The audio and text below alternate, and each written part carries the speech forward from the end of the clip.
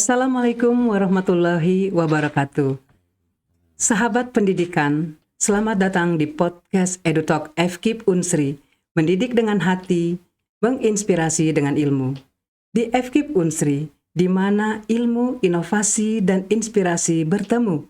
Kami tidak hanya membangun pengetahuan, tetapi juga karakter dan solusi untuk masa depan. Merupakan semangat yang selalu kami pegang. Di episode kali ini, kita akan membahas sebuah isu yang tidak hanya relevan tetapi juga sangat mendesak, yaitu kebakaran hutan ya. Nah, kan baru mulai sudah ini ada HP-nya masih hidup ternyata, mati dulu.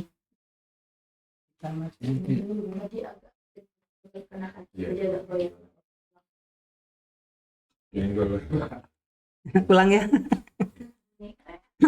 Oh gitu. Oh ya. Assalamualaikum warahmatullahi wabarakatuh. Selamat. Kenapa? Tadi nggak kacau. Dia mau diambil dia. Kacau kita ya, nggak mau jadi kacau. Lari dulu. Ini apa sih? Iya. Filter kan itu. Aduh. Panas. Oke. Panas ya? Ya udah. 3, 2, 1, action. Saya jadi nggak ketawa. Tadi kita ini ya nggak pakai ketawa-ketawa ya. Kenapa jadi ketawa terus ini? Pulang. Serius. Bener. Oke. 3, 2, 1, mulai. Assalamualaikum warahmatullahi wabarakatuh. Sahabat pendidikan, selamat datang di podcast EduTalk FKIP Unsri, mendidik dengan hati, menginspirasi dengan ilmu. Di FKIP Unsri, di mana ilmu, inovasi, dan inspirasi bertemu, kami tidak hanya membangun pengetahuan, tapi juga karakter dan solusi untuk masa depan, merupakan semangat yang selalu kami pegang. Di episode kali ini, kita akan membahas sebuah isu yang tidak hanya relevan, tetapi juga mendesak, yaitu kebakaran hutan dan peran teknologi dalam mitigasi bencana ini. Bersama para dosen dan pimpinan FKIP Unsri, kita akan menggali lebih dalam bagaimana citra satelit dan teknik mutakhir lainnya membantu mengidentifikasi area terdampak kebakaran, serta bagaimana akademisi berperan aktif dalam solusi nyata bagi lingkungan. Diskusi ini akan membuka wawasan baru tentang bagaimana teknologi, ilmu pengetahuan, dan kebijakan bisa bersinergi untuk melindungi alam kita. Jadi, tetap bersama kami di podcast EduTalk FKIP Unsri, mendidik dengan hati, menginspirasi dengan ilmu. Baiklah, kita kembali lagi di podcast EduTalk FKIP Unsri, mendidik dengan hati, menginspirasi dengan ilmu. Hari ini kita akan membahas topik yang sangat penting dan sangat relevan, terutama di wilayah kita, Sumatera Selatan, yaitu kebakaran hutan dan peran teknologi dalam mitigasi dampaknya.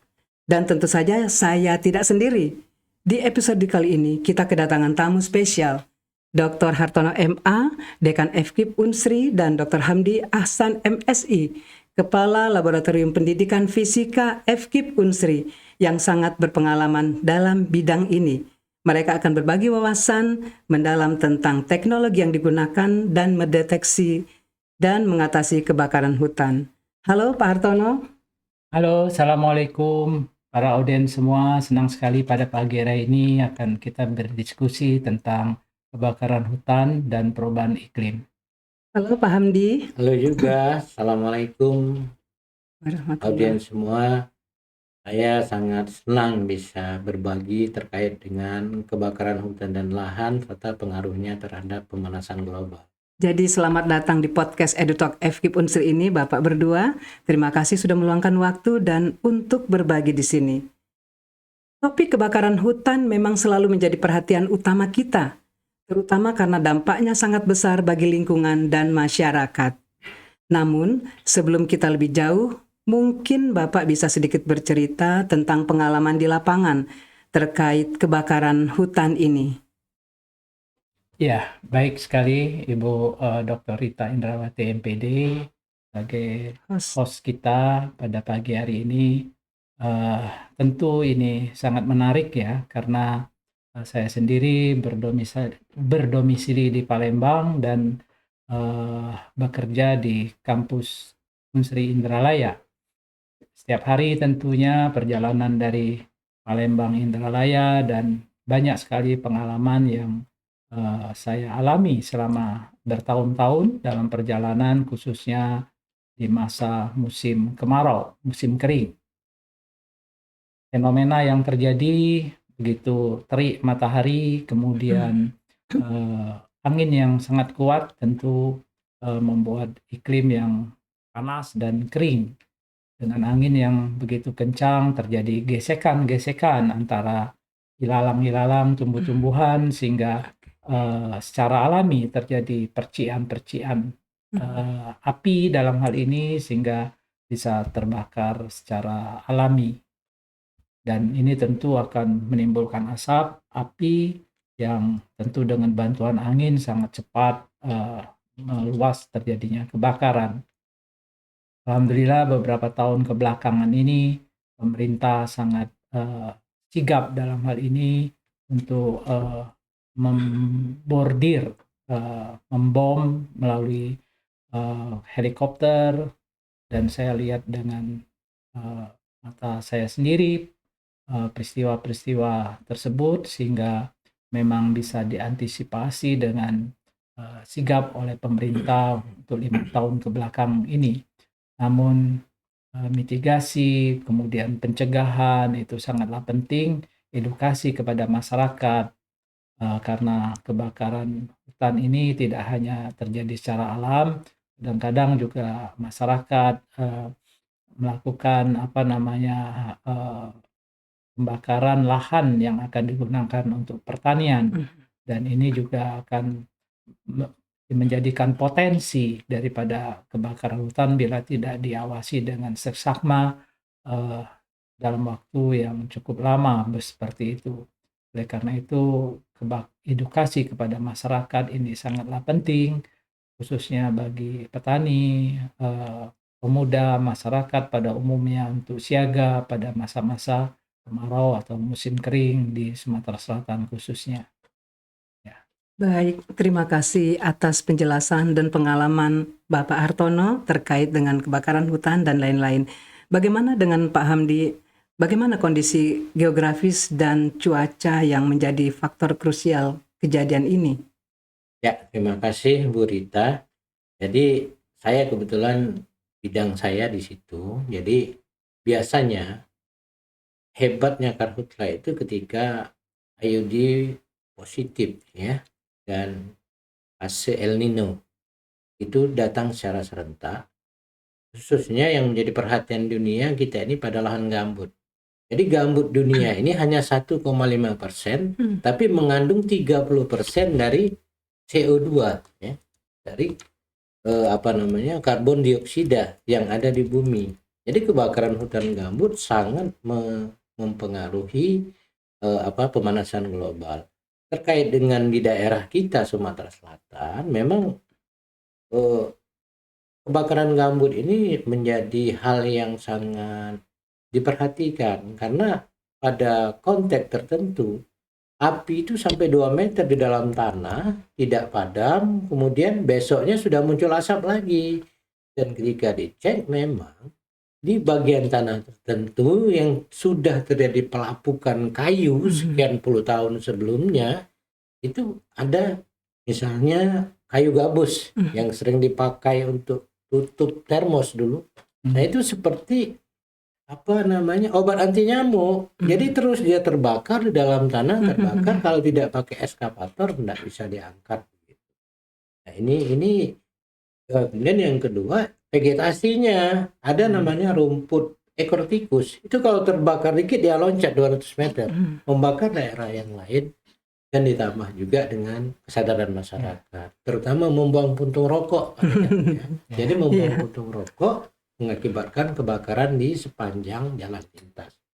Saya kira itu. Baik, tadi Pak Hamdi mengungkapkan bahwa lahan gambut bisa menyimpan api di bawah permukaan tanah.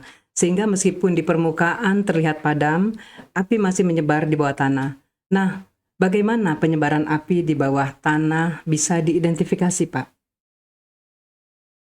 Jadi yang sudah dilakukan biasanya relawan siaga bencana atau Badan Penanggulangan Bencana itu sore hari mereka nyiram ya lokasi, dan pagi harinya ketika masih ada asap yang muncul itu tanda-tanda bahwa api masih ada.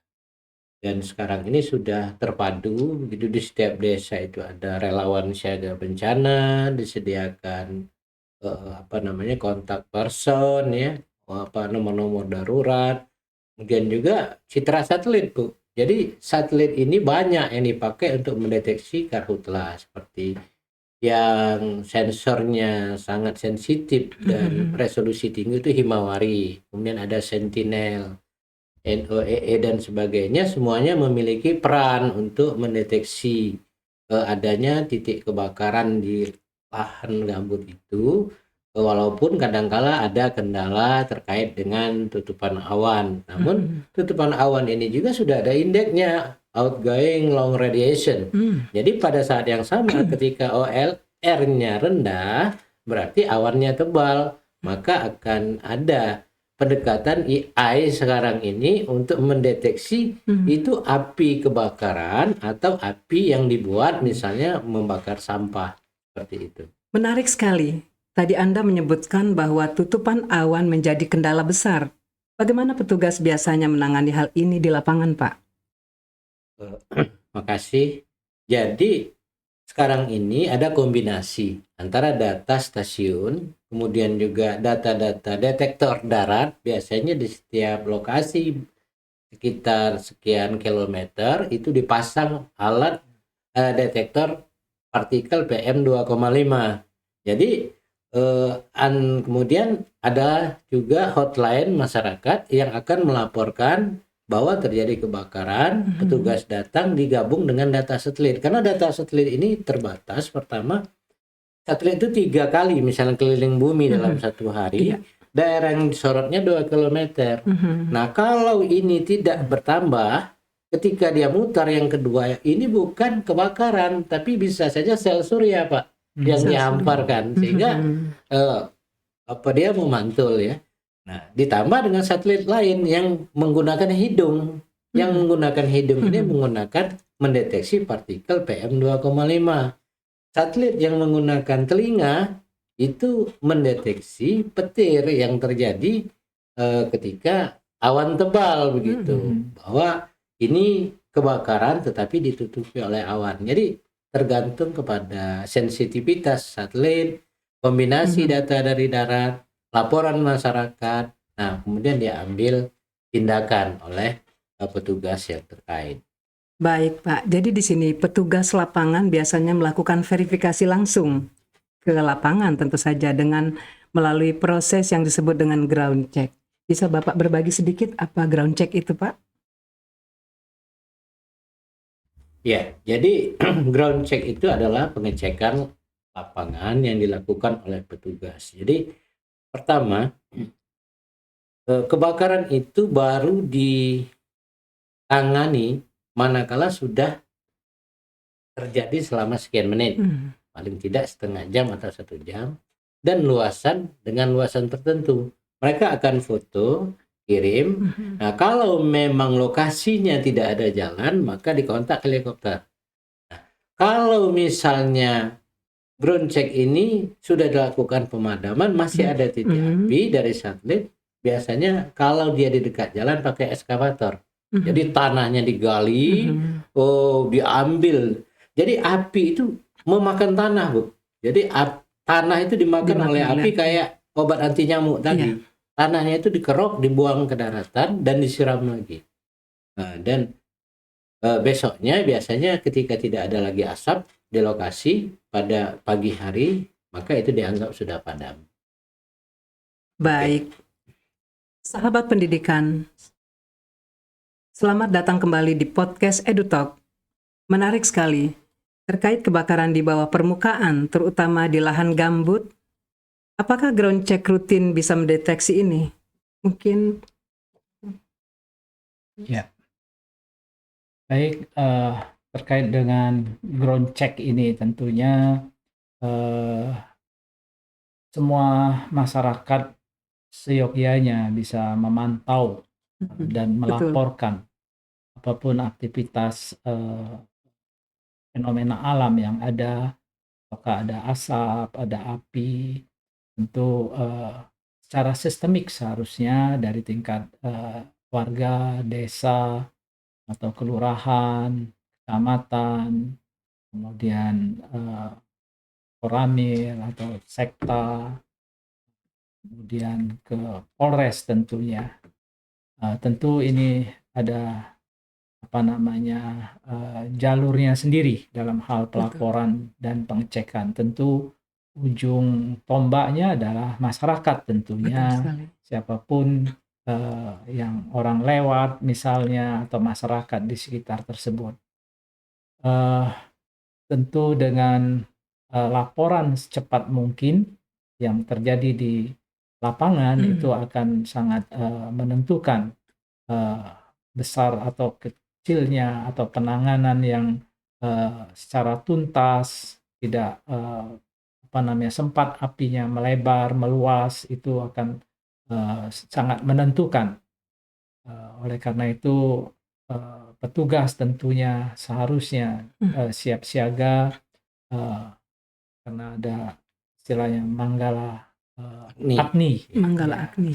yang merupakan tenaga profesional ya fungsional dalam hal ini untuk menangani bagaimana seharusnya asap atau api bisa dipadamkan dengan cepat. Eh, Kerjasama dengan masyarakat setempat Betul. yang berkepentingan di daerahnya tersebut tentu akan lebih efektif.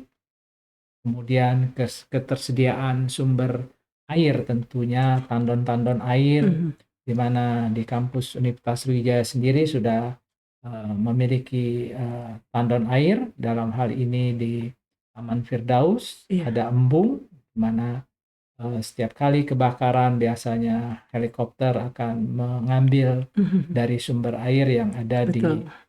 embungnya Universitas Sriwijaya. Itu pendapat saya dalam hal ini untuk penanganan yang cepat pada saat pengecekan ground check di lapangan, bila terjadi asap atau api sekecil apapun dapat dilaporkan sehingga diberikan tindakan yang seharusnya.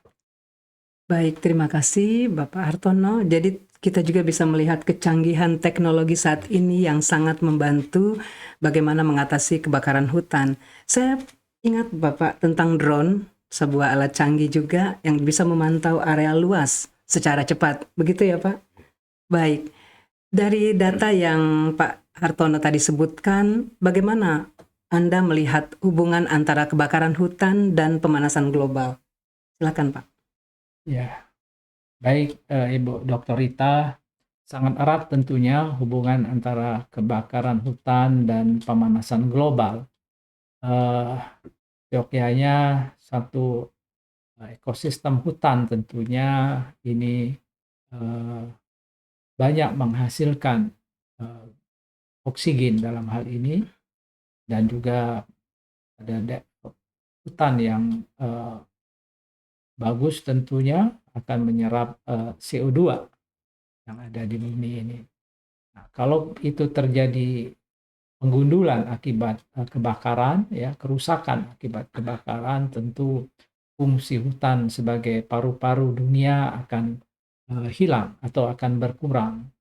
Oleh karena itu terjadilah perubahan iklim dalam hal ini, karena fungsi hutan sebagai paru-paru bumi akan berkurang, di mana otomatis CO2 yang seyogyanya akan diserap oleh hutan tropis dalam hal ini, ataupun hutan yang ada di Indonesia, hutan rawa misalnya, tentu akan tidak berfungsi dengan baik dalam hal penyerapan CO2 di muka bumi ini. Oleh karena itu, CO2 itu akan membentuk suatu layer di atmosfer bumi kita ini. Layer di mana CO2 akan terjadi lapisan atau layer di permukaan atmosfer bumi, sehingga pada saatnya mata akan menghalangi itu matahari masuk ke permukaan bumi dalam hal ini, sehingga panasnya terasa, kemudian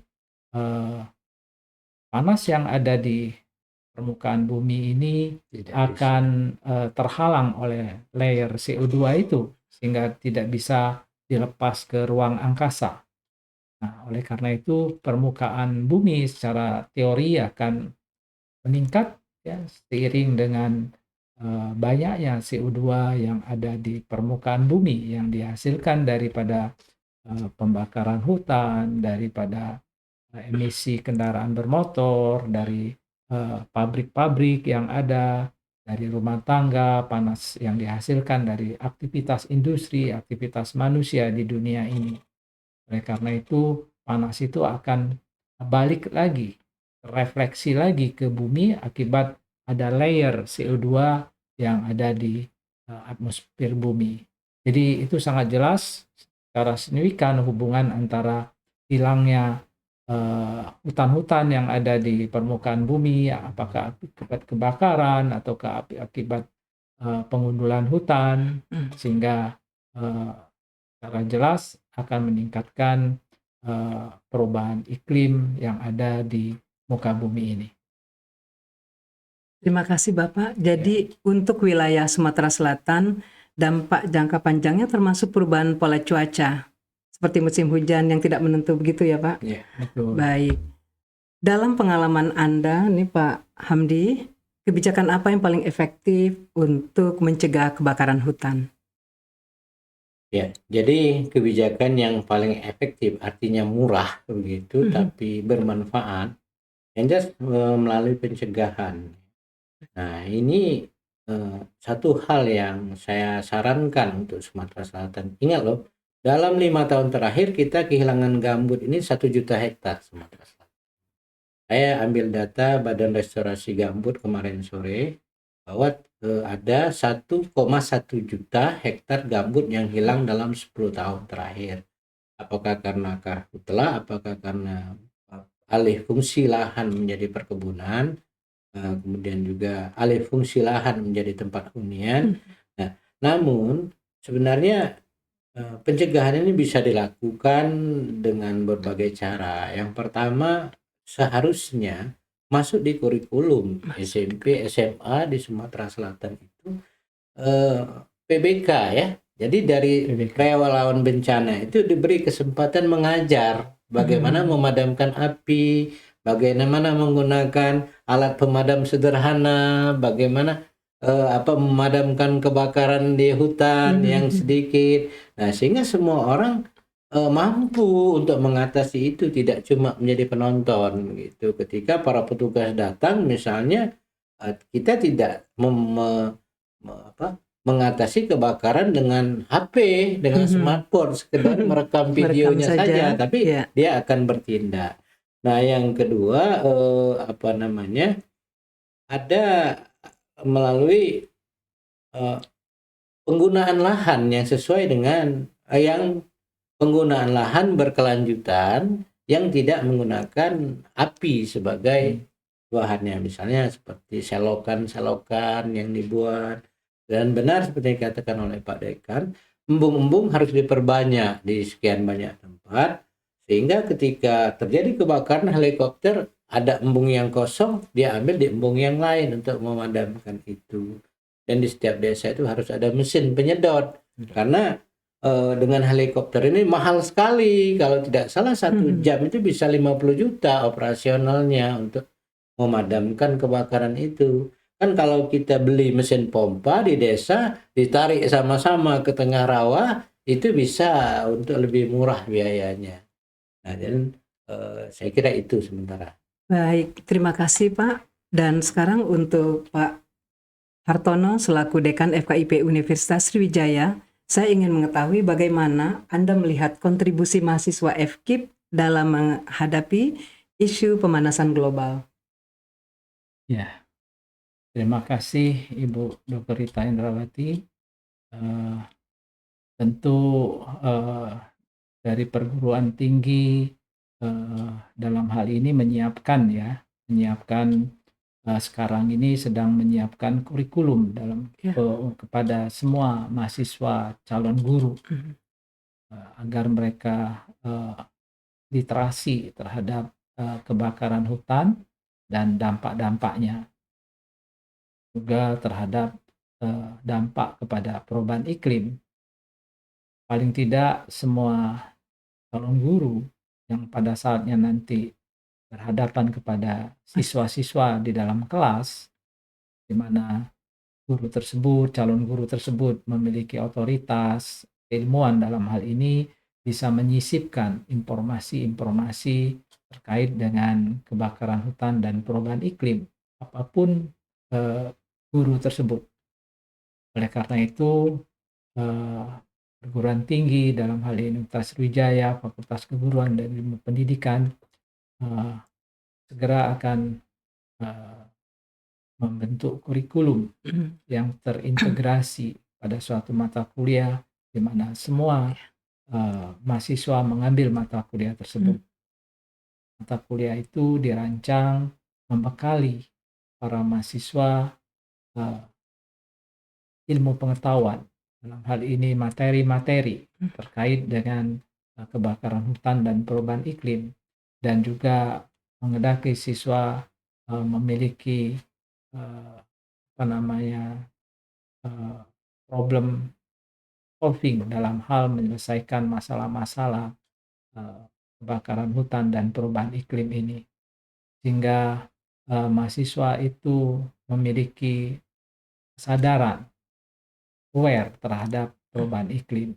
Dan pada saat ini di Fakultas Keguruan dan Ilmu Pendidikan khususnya Universitas Sriwijaya memberikan kesempatan kepada mahasiswa untuk aware terhadap lingkungan dengan cara menanam tanaman, reboisasi dalam hal ini, membuat kampus Universitas Sriwijaya menjadi hijau. Nah, ini juga salah satunya mengatasi perubahan iklim, dari mana kita bagaimana menghasilkan oksigen yang sebanyak-banyaknya sebagai paru-paru dunia dalam hal ini. Semakin wilayah itu rimbun tentunya, itu tentu akan menghasilkan oksigen, menjadi sejuk udaranya. Itu salah satu kesadaran daripada mahasiswa. Jadi bagaimana dia ada rasa keinginan untuk membuat suatu daerah menjadi hijau melalui menanam pohon, apapun pohonnya yang bermanfaat untuk menghasilkan oksigen di alam semesta ini. Itu yang kita lakukan. Selain itu juga kegiatan-kegiatan yang menyebabkan pencemaran lahan, misalnya dari botol plastik bisa digunakan menjadi recycle seperti itu, sehingga kemungkinan untuk memberikan makin banyak polutan baik di tanah, kemudian di udara, di air, itu akan kita minimalisasi sedemikian rupa sehingga dampak-dampak terhadap polutan yang akan menghasilkan dampak kepada perubahan iklim akan di-reduce sedemikian rupa. Demikian yang dilakukan oleh FKIP Universitas Sriwijaya. Sedikit lagi Pak, bahwa mahasiswa FKIP, saya ingat sekali bahwa banyak sekali dari mereka yang juga melakukan penelitian-penelitian terkait dengan perubahan iklim. Benar Pak? Ya, betul Bisa sekali. memberi contoh Pak yang sudah dilakukan oleh mahasiswa lewat penelitian? Ya, beberapa dosen tentunya juga memiliki payung penelitian sehingga Iya. mengajak para mahasiswa Betul. untuk melakukan penelitian terkait dengan perubahan iklim ini. Oleh karena itu, produk-produk dari hasil penelitian daripada mahasiswa baik S1, S2 maupun S3 terkait dengan perubahan iklim ini sudah cukup banyak. Apakah itu produknya berupa sumber belajar, baik itu modul ajar misalkan, yang akan berdampak kepada para pembaca, dalam hal ini peserta didik. Topik-topik tentang perubahan iklim paling tidak akan merubah mindset daripada guru, merubah mindset daripada siswa, dimanapun lah itu siswanya, apakah dari mulai TK, SD, SMP, SMA, maupun perguruan tinggi. Kita bergerak semua sesuai dengan bidang ilmu mahasiswa kita, baik itu dari PG PAUD sampai juga sekolah menengah. Sehingga produk-produk yang dihasilkan bisa disosialisasikan, bisa diseminasikan kepada peserta didik dari mulai TK, SD, SMP, SMA sampai dengan perguruan tinggi, sehingga dikit demi sedikit mindset daripada warga Indonesia, dalam hal ini pelajar, bisa berubah mengarah ke positif terhadap perubahan iklim yang terjadi di dunia ini. Terima kasih Bapak. Jadi terakhir adalah pertanyaan untuk Bapak berdua. Jadi saya ingin melihat pandangan Bapak tentang mengapa edukasi tentang pemanasan global penting bagi mahasiswa FKIP. Silakan mungkin dari Pak Hamdi dulu. Ya, terima kasih. Jadi edukasi pemanasan global ini sangat penting bagi mahasiswa FKIP. Karena seperti sederhana, kita mengajari anak-anak TK antri itu betul. akan dipakai sampai dewasa. Sampai dewasa. Pemahaman mereka tidak membuang sampah sembarangan. Tidak membuang recycle dengan cara membakar. Itu memang harus dibentuk dari awal. Betul sekali. Karena sekarang ini kesepakatan internasional IPCC 2023 itu tidak mungkin terkendali lagi karena kenaikan temperatur sekarang ini sudah mengarah ke eksponensial. Ya.